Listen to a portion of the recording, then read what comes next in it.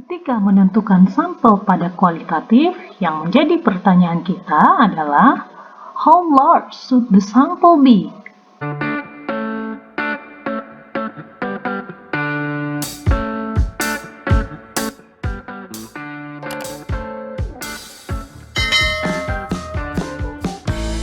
Assalamualaikum para intelektual muda dan calon peneliti. Kelas kita hari ini adalah sampel kualitatif. Jadi, di sini kita akan membahas teknik-teknik sampel apa saja yang ada pada kualitatif. Dan how large should the sample be? Berapa besar sampel pada kualitatif yang akan kita gunakan? Nah, sekarang kita lihat dulu apa sih yang disebut dengan sampel. Sampling is a selection or participant or seed. Jadi, sampling atau sampel merupakan bagian yang dipilih dari partisipan. Nah, pada penelitian kualitatif, peneliti memilih sampel dengan tujuan tertentu. Makanya, pada penelitian kualitatif ini, sampelnya disebut dengan purposive sampling, karena memiliki tujuan tertentu. Nah, yang diyakini cukup untuk memberikan hasil yang maksimal tentang wawasan dan pemahaman yang mereka pelajari atau yang mereka teliti, karena kedalaman dan luasnya informasi yang dicari dalam studi kualitatif. Jadi, intinya pada penelitian kualitatif ini yang dicari adalah kedalaman dan luasnya informasi oleh seorang peneliti. Nah, seberapa besar sampel yang dibutuhkan pada kualitatif ini? Pada penelitian kualitatif, seberapa besarnya sampel yang dibutuhkan? Tidak ada aturan umum tentang jumlah peserta yang dimasukkan dalam kualitatif. Pertimbangannya praktis seperti waktu, uang, dan ketersediaan jumlah peserta mempengaruhi ukuran sampel. Namun, kriteria utama ukuran sampel adalah redundansi informasi. Artinya, pengambilan sampel harus dihentikan saat tidak ada informasi baru yang datang dari unit baru. Unit adalah peserta individu, kelompok, organisasi, acara, latar, dokumen, atau artefak yang dipilih sebagai bagian dari studi kualitatif. Titik ini disebut dengan data saturation.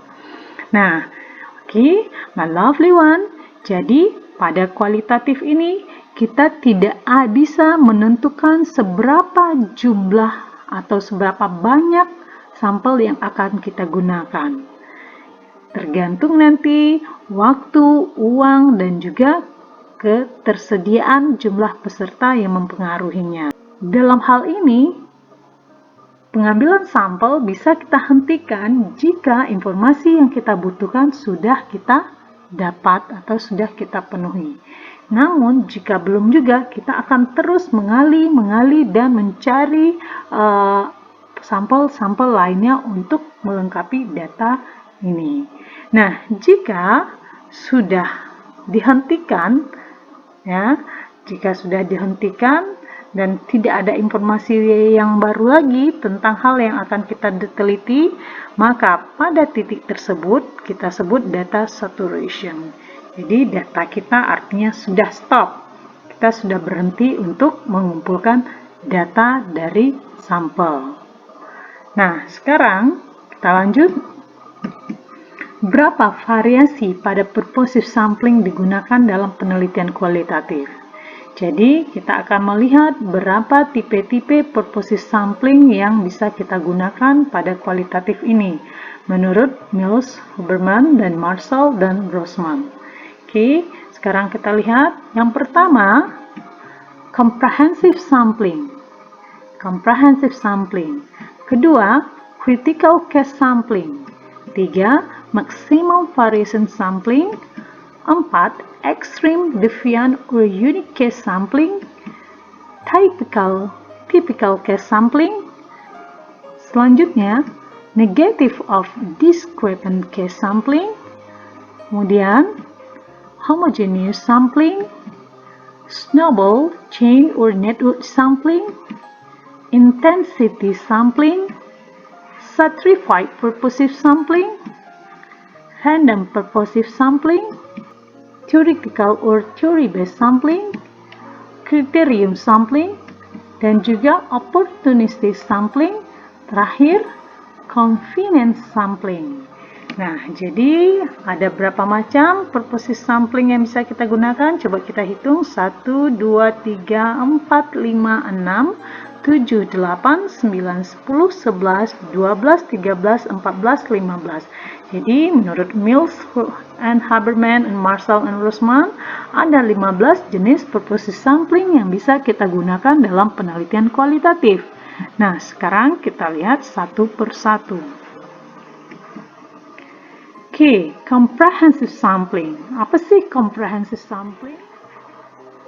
Dalam pengambilan comprehensive sampling, setiap unit disertakan sebagai sampel. Jadi, yang dimaksud dengan comprehensive sampling ini adalah setiap bagian yang kita pilih atau setiap partisipan yang kita jadikan objek penelitian kita atau subjek penelitian kita, semuanya kita jadikan sebagai sampel.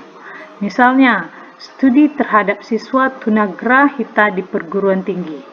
Nah, dalam hal ini peneliti akan menyertakan semua siswa seperti itu di sekolah. Jadi, sampling komprehensif digunakan jika jumlah unitnya kecil. Jadi, jika jumlah unitnya kecil, kita bisa menggunakan semua orang yang kita jadikan sebagai sampel pada penelitian kita tersebut. Jadi, tidak perlu menyaringnya, tidak perlu mengurangi atau menambahnya lagi. Cukup yang ada di sana kita jadikan semuanya sebagai sampel kita. Nah, yang kedua, critical case sampling. Apa itu critical case sampling? Critical case sampling adalah pengambilan sampel kasus kritis melibatkan pemilihan sebuah unit tunggal dengan memberikan tes penting terhadap sebuah teori atau program.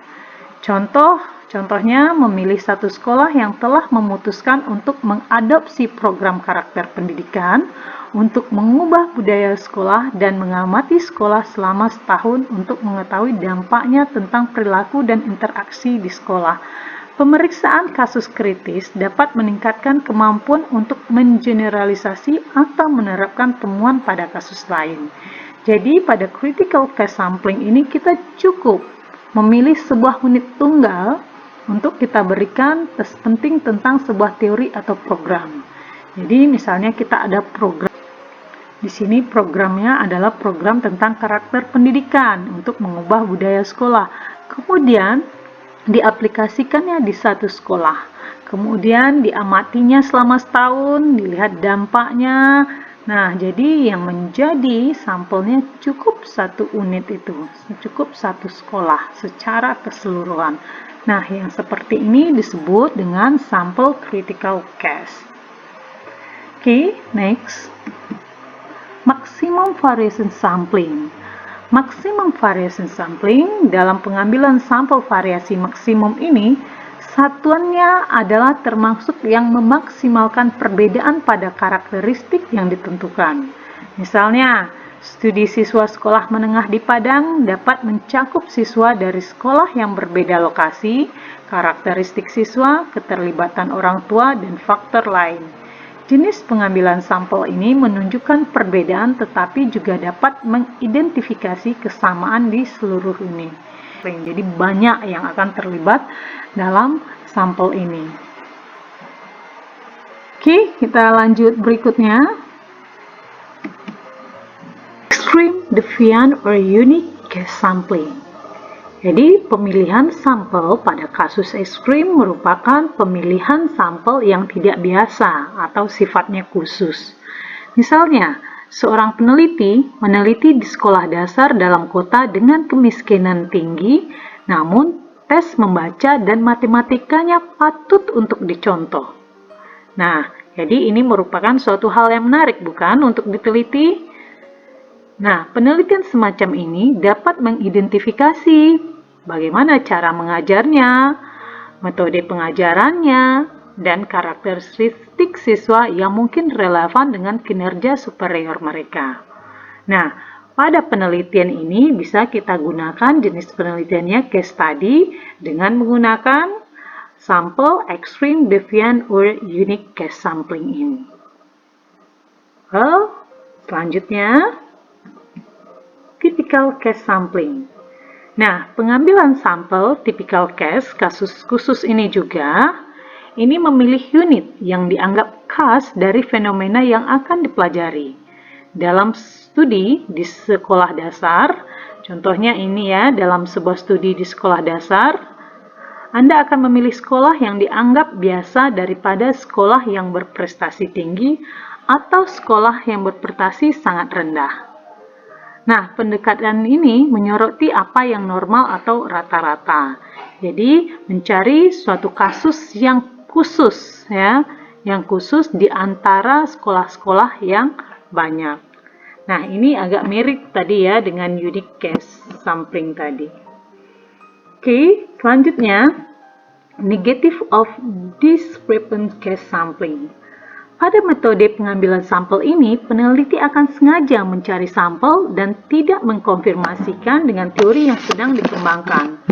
Strategi ini disebut juga dengan confirming dan disconfirming sampling. Jadi, pengambilan ini secara langsung tanpa mengkonfirmasikan dengan teori yang ada. Teknik sampling selanjutnya, homogeneous sampling. Dari judulnya sudah kita lihat homogen. Ya, homogen ini artinya ada kesamaan. Jadi, pengambilan sampel yang homogen ini memilih subkelompok yang dianggap homogen atau yang dianggap sama. Contohnya, sama dalam hal sikap, sama dengan pengalaman, atau sama dalam hal-hal tertentu lainnya. Jadi, misalnya di sini, populasi dari penelitiannya adalah guru.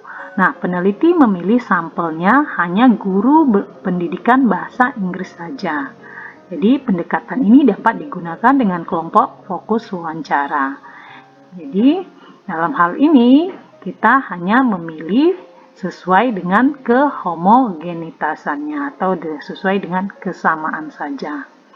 Oke, selanjutnya snowball, chain, or network sampling.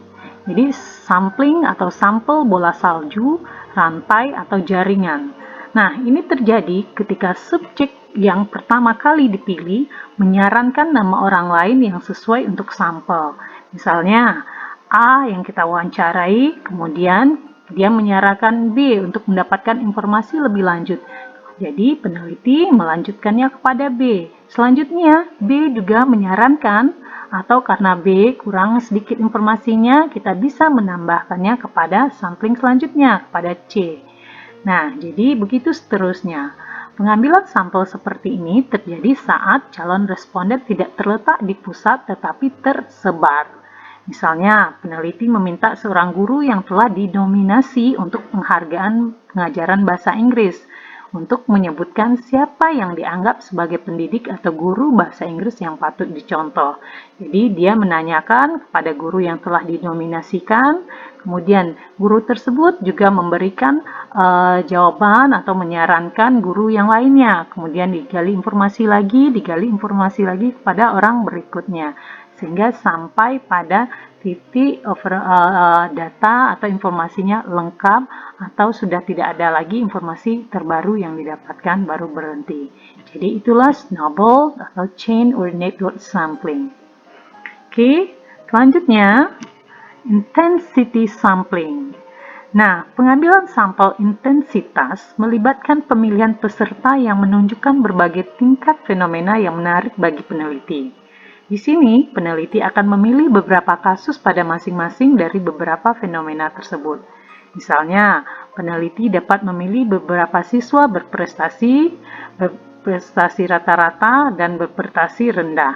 Jadi di sini ada yang berprestasi tinggi, yang rata-rata, kemudian yang rendah untuk sebuah penelitian tentang bullying.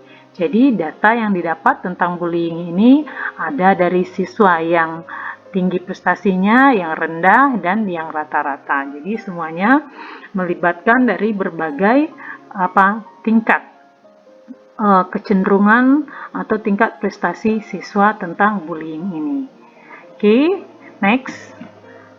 stratified purpose sampling ya, pengambilan sampel dengan tujuan bertingkat. Nah, pada sampel jenis ini berusaha untuk memastikan bahwa subkelompok terwakili sehingga perbandingan dapat difasilitasi. Misalnya, dalam studi tentang praktek mengajar, guru yang berpengalaman dan tidak berpengalaman akan dimasukkan untuk observasi. Jadi ada tingkatannya ya, yang berpengalaman dengan yang tidak berpengalaman. Oke, berikutnya random purposeful sampling. Jadi sampel ini bisa kita lakukan ketika kita memiliki sampel dengan potensi tujuan yang terlalu besar. Misalnya ketika sumber daya terbatas ya. Jadi kredibilitas penelitian dapat dilakukan dengan memilih subjek secara acak dari yang lebih besar. Nah, dari kelompok yang lebih besar maksudnya ini ya. Jadi kita bisa menggunakan random. Random ini artinya acak. Oke. Selanjutnya theoretical atau theory based sampling. Jadi sampling berdasarkan teoritis ya. Nah, dalam hal ini peneliti dimulai dengan memilih orang atau subjek yang mencontohkan konstruksi teoritis dan terus memilih kasus baru yang mencerminkan teori berkembang untuk dimasukkan saat penelitian terungkap dan teori muncul. Jadi, sampel penelitian ini dinamakan theoretical atau theory based sampling. Oke, berikutnya criterion sampling. Nah, dalam jenis pengambilan sampel ini, peneliti menetapkan kriteria tertentu. Jadi, ada kriteria-kriteria untuk yang menjadi sampelnya. Misalnya, peneliti ingin meneliti strategi mengajar bahasa Inggris yang digunakan guru karena nilai siswanya berhasil melebihi KKM di kabupaten tersebut, di sebuah kabupaten ya. Nah, peneliti dapat mewawancarai atau mengamati semua guru bahasa Inggris yang kelasnya memiliki nilai perolehan di atas KKM saja. Jadi, yang di sama atau di bawah KKM itu tidak akan diteliti oleh si peneliti. Namun, kriteria yang diminta di sini adalah nilai kelasnya yang melebihi KKM. Jadi, hanya itulah yang akan dijadikan sampelnya. Oke, selanjutnya opportunistic sampling. Ya, pengambilan sampel opportunistic. Jadi dalam pengambilan sampel ini memanfaatkan prospek atau peluang baru yang tak terduga. Jadi ini mungkin secara keberuntungan. Jadi kebetulan ada bisa diwawancarai, bisa didapatkan datanya, dia bisa langsung dijadikan sampel pada saat itu juga. Jadi faktor keberuntungan mendapatkan sampel ya. Oke, nah selanjutnya convenience sampling. Nah, pada convenience sampling, pemilihan sampel berdasarkan tentang ketersediaan waktu, lokasi, atau kemudahan akses yang didapat oleh si peneliti. Dalam hal ini, adanya kenyamanan oleh si peneliti dalam pengambilan sampel. Namun, ini tidak disarankan karena dapat menghasilkan bukti yang tidak kredibel, menghasilkan data yang tidak tidak sah gitu. Jadi, contoh sampelnya mungkin adalah anak sendiri atau teman-teman di lingkungan kerja karena lokasi dan kemudahan aksesnya. Jadi, hal-hal yang dicemaskan adalah datanya ini tidak kredibel. Oke, untuk semuanya, calon peneliti, intelektual muda, sekarang tentukan sampelmu apa, tekniknya yang digunakan dalam penelitiannya pada kualitatif ini. Jika ada pertanyaan, silakan ketik di kolom komentar. Oke, thank you untuk partisipasinya. Dan jangan lupa tekan tombol subscribe dan lonceng pada Berpisah Kelas, a class for wherever you are. See you. Bye-bye. Assalamualaikum warahmatullahi wabarakatuh.